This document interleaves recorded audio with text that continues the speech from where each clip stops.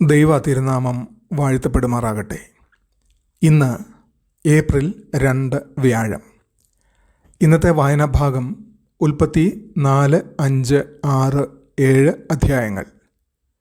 ഉൽപ്പത്തി 4 കയീനും ഹാബേലും. ദൈവം ആദാമിനും ഹവ്വയ്ക്കും ദാനം നൽകിയ മക്കൾ.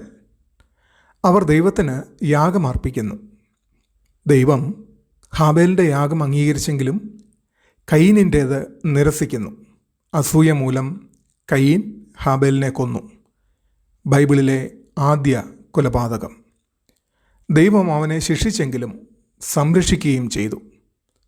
തുടർന്ന് ശേത്ത് ജനിച്ചു. അവൻ്റെ കാലത്ത് ആളുകൾ ദൈവത്തെ ആരാധിക്കുവാൻ തുടങ്ങി. ഈ അധ്യായം ദൈവം നമ്മുടെ ഹൃദയം നോക്കുന്നു എന്ന് പഠിപ്പിക്കുന്നു. പാപം ഉള്ളിൽ ആരംഭിച്ച് അത് നിയന്ത്രിക്കാത്ത പക്ഷം നമ്മെ നാശത്തിലേക്ക് നയിക്കുന്നു. ദൈവം മുന്നറിയിപ്പ് നൽകുന്നുവെങ്കിലും തിരഞ്ഞെടുപ്പ് നമ്മുടേതാണ്.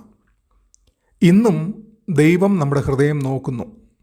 പുറമേ ഉള്ളതിനെ അല്ല, അകമേ ഉള്ളതത്രേ ദൈവത്തിന് പ്രധാനം. ഹൃദയം എല്ലാറ്റിനേക്കാളും കപടവും വിഷമവും ഉള്ളത്. അതിനാൽ അസൂയ, മറഞ്ഞിരിക്കുന്ന പാപങ്ങൾ, തെറ്റായ മനോഭാവങ്ങൾ എന്നിവയിൽ നിന്ന് ജാഗ്രത പുലർത്തണം. ഉൽപ്പത്തി 5 ആദാമിൽ നിന്ന് നോഹ വരെ വംശാവലി കാണുന്നു. അവൻ മരിച്ചു എന്നത് ആവർത്തിച്ച് രേഖപ്പെടുത്തുന്നത് മരണത്തിൻ്റെ യാഥാർത്ഥ്യം വ്യക്തമാക്കുന്നു. ഹാനോക്ക് ദൈവത്തോടു കൂടെ നടന്നു. അവൻ മരിച്ചില്ല. അന്ധകാരാവൃതമായ ലോകത്തെ പ്രത്യാശയുടെ പ്രതീകമായി ദൈവം നോഹയെ പരിചയപ്പെടുത്തുന്നു. പാപത്തിൻ്റെ ഫലം മരണമാണെങ്കിലും ഹാനോക്കിനെ പോലെ ദൈവത്തോടെ കൂടെ നടക്കുന്നത് ജീവൻ നൽകുന്നു. ദുഷ്ടലോകത്തും ദൈവം വിശ്വസ്തരെ സംരക്ഷിക്കുന്നു എന്നർത്ഥം.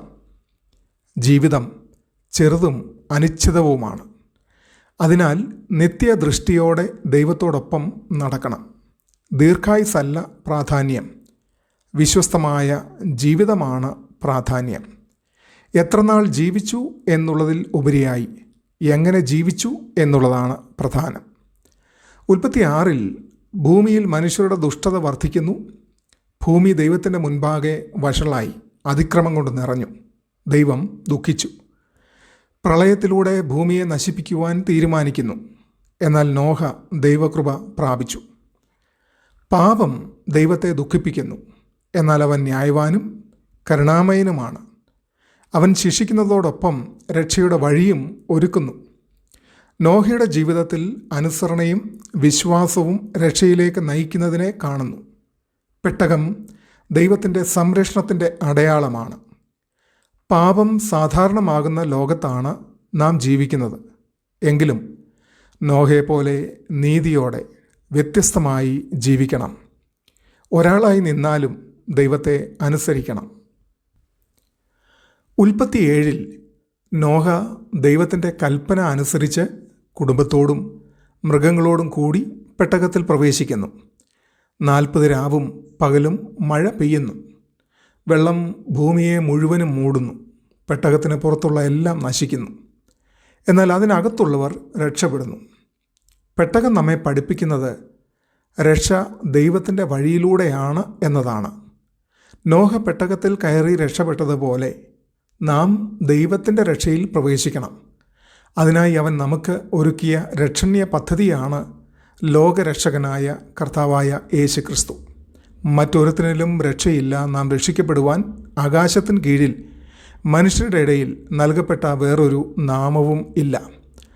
ലോകം എത്ര ദുഷ്ടമായാലും ദൈവത്തിൻ്റെ പദ്ധതി നിലനിൽക്കും.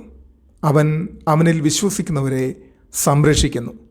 പാപം വേഗത്തിൽ വ്യാപിച്ചാലും ദൈവകൃപ അതിനേക്കാൾ വലുതാണ്. അവൻ നമ്മെ അവനോടൊപ്പം നടക്കാൻ വിളിക്കുന്നു. ദൈവകൃപ പ്രാപിച്ച് അവിടുത്തെ വഴികളിൽ നടക്കുവാൻ ദൈവം നമ്മെ സഹായിക്കട്ടെ. ആമേൻ.